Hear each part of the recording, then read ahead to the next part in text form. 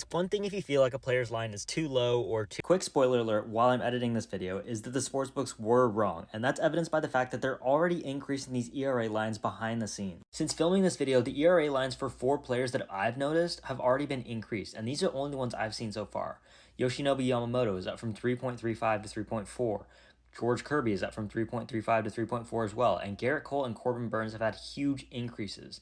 Garrett Cole is up from 3.05 to 3.15, while Corbin Burnes has increased from 3.10 to 3.25 on the sportsbook. This just goes to show that there is something wrong with these lines, and I'm going to be updating all the graphs later in this video with the updated results so you can trust the probabilities that you're seeing there. Like, I'm already trying to place these bets, and they're updating the odds in real time. Just got this error while trying to place the slip of 11 different pitchers overs. But that being said, please enjoy this video and also make sure to go place these bets after because the ERA lines are only going to go up.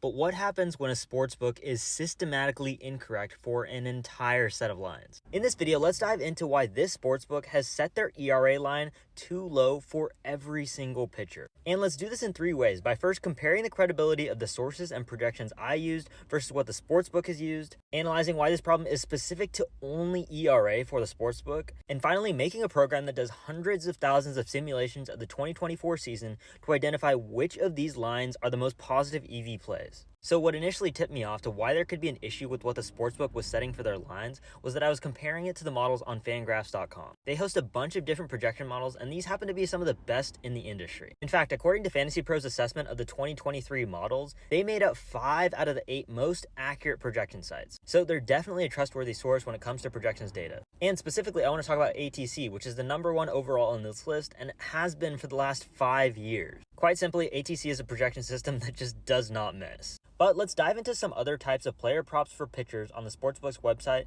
to show just why it's really weird that one specific statistic is wrong all the time. And here's how we can do this by comparing what the projections have and what the Sportsbook has set their line at. So for example, if Garrett Cole is projected to get 205 strikeouts by Fangraphs, and Bovada has set his line at 200 over-under, then that's a differential of 5 strikeouts. So assuming that the projections are right, you would expect that Bovada would have some that are over and some that are under what the projections have, but for the most part, it should be centered around 0. And that's what happens in this graph when we're looking at wins. Sometimes the sportsbook is more bullish and sometimes it's more bearish, but for the most part, it's still centered around 0, so it's not that much in disagreement with what Fangraphs has. And again, for strikeouts, it's kind of the same trend. It actually looks like the sportsbook is a little bit more bullish than Fangraphs is. And that's shown by the fact that most of the points are in the negative area, but there are still some instances where Fangraphs projects more strikeouts than the sportsbook does. So for argument's sake, the sportsbook is about in agreement with Fangraphs when it comes to wins and strikeouts, but ERA is a completely different story. Because as you can see with this graph, every single point is above the line, indicating that for all 23 players that the sportsbook has set a line for, its line is lower than that of the mean Fangraphs projected ERA, which at first glance is a huge problem for the sportsbook. But this doesn't really prove anything yet because it's possible that all the models on Fangraphs are just wrong when it comes to ERA. Maybe there's projection sites that are more accurate when it comes to projecting this statistic. So let's do a couple things. First, let's compare sites like ESPN and Yahoo to what the sportsbook has set at their lines to see if this trend also continues for their ERA projection. And here are Yahoo's results for the same graph, which kind of suggests that maybe Fangraphs is wrong. But when we look at ESPN, it's much of the same compared to Fangraphs. All of the points are above the line yet again. So finally, to prove which system is correct, the Fangraphs and ESPN side or the Yahoo and Sportsbook side, let's really dive into this data. Let's take the most accurate projection site when it comes to baseball, ATC, and look at past years when it comes to ERA and see if their projections are wrong, and if so, how much. Then we can just simulate the 2024 season for all of the 23 pitchers that have lines in the sportsbook a bunch of times to see what the probability that each of them pays on their over, which will allow us to then quantify what the EV is and see if it's a positive EV play to just place the over for all of these players. So when analyzing how ATC did on its projections last year when it came to ERA, we have to make a few assumptions. First off, let's limit our sample size of 2023 to the qualified pitchers, which in other words is a pitcher who pitched 1 inning for each game that their team played, which is 162 innings. We can choose and set this threshold because sportsbooks are not going to pick pitchers to have lines for that they don't know much about. They're going to pick the pitchers that they have a lot of data for and that people are actually going to want to bet on. And very rarely that's the pitchers that only pitch 30 innings. So then we can compare the ATC 2023 projections versus what the pitcher actually pitched in 2023 MLB season. So I did this for all of the eligible pitchers last year, and here's what that distribution looks like. It's about a normal bell curve, but there are a few important things to note. For one, the average is about 0, which means that ATC misses above just as much as they miss below their projection. The fact that this distribution is centered around 0 is important for one specific reason when it comes to determining accuracy. Because let's assume that the sportsbook is actually correct.